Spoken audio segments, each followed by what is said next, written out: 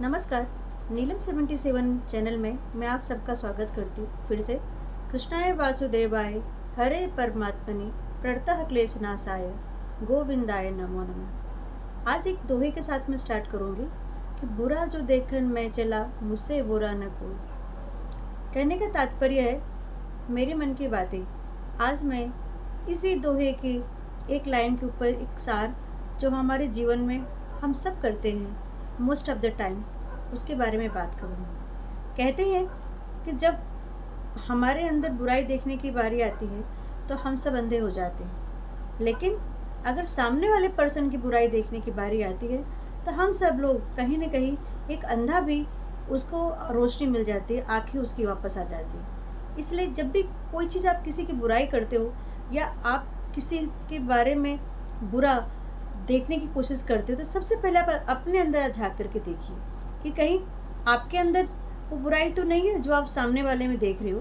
उसके एक एग्जाम्पल के तौर पे चलिए इस कहानी को सार्थक करने के लिए छोटी सी कहानी हम लोग शेयर करते हैं। कहते हैं कि एक राजा थे। वहाँ पर उनके गांव में बहुत सारे जो उनके प्रजा थी वो बार बार आ करके राजा से कंप्लेन करती थी कि हे राजा, इस गांव में एक ऐसा आदमी है कि अगर उसका मुंह हम लोग सुबह देख लेते हैं तो हमारा पूरा दिन खराब जाता है। राजा बोले ऐसा कैसे? बोले नहीं, आपको लगता है तो आप एक बार एक काम कीजिए, आप आजमा लीजिए और देखिए कि आप उसका मुंह देखेंगे उस दिन आपको खाना नहीं मिलेगा। राजा बोलते कि जब सब लोग ये बातें कह रहे हैं तो क्यों नहीं मैं एक बार ये बात देख ही लेता हूँ, क्योंकि उनकी प्रजा बार बार इस बारे में कंप्लेन कर रही थी।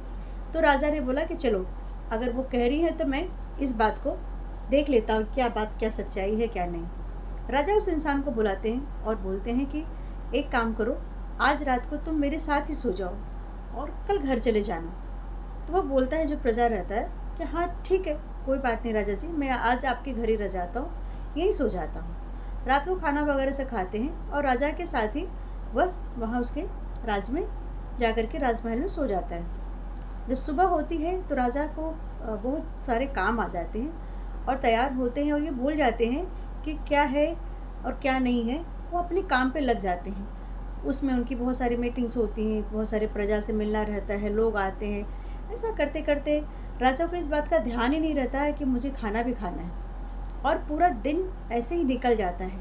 जब शाम होती है तब राजा को ध्यान आता है कि अरे आज सुबह से तो मैं खाना ही नहीं खाया, मैं इतना बिजी था लेकिन मुझे खाना ही नहीं मिला। वैसे तो मैं रोज़ ये काम करता हूँ, लेकिन आज के दिन ऐसा क्या हो गया जो मुझे समय नहीं मिला कि मैं कुछ खाऊं या मैं भोजन ग्रहण करूं। इस बात को जब राजा याद करते तो उन्हें याद आता है, करे रात को जो सब लोग मेरी प्रजा कहती थी मैं उसके साथ ही सोया था, शायद इसलिए मुझे खाना आज भोजन नहीं मिला। राजा को बहुत गुस्सा आता है और उनको बुलाते हैं और आनन फानन में तुरंत वो फांसी का ऑर्डर दे देते हैं और कहते हैं कि इसका मुंह देखने से मेरी प्रजा को बहुत नुकसान हो रहा है, किसी को खाना नहीं मिलता है। आज मैं खुद यह चीज़ देखा, आजमाया और आज मेरे साथ ऐसा ही हुआ और मुझे खाना नहीं मिला। तो इस कारण मैं ये निर्णय लेता हूँ कि इसको फांसी मिल जानी चाहिए। जब फांसी का समय आता है तो उससे पूछा जाता है, राजा पूछते हैं तुम्हारी कोई आखिरी इच्छा है तो मुझे बताओ।